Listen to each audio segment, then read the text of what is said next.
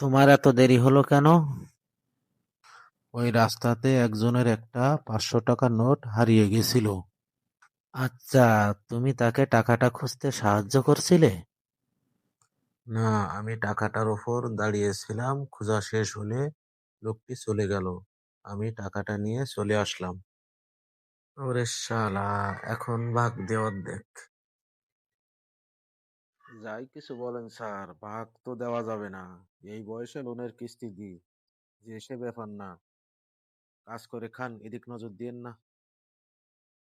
এই তুই যেভাবে কথা বলছিস, মনে হয় তুই শিক্ষক আর আমি তো ছাত্র। তুই কি আমায় পাগল পাইছিস রে বেটা? টাকা বের কর।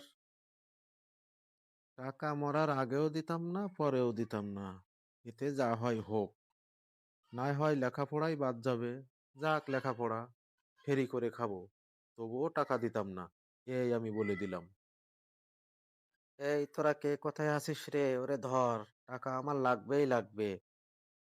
এ টাকায় একা খাইতে দেওয়া যাবে না। এ টাকা আমার লাগবে। আমারও আজকে মোটা অঙ্কের বিল বাকি। বাসায় ফিরতে পারবো না। ওদিকে আবার বইয়ের ঝাঁকুনি। টাকা আমার লাগবেই লাগবে।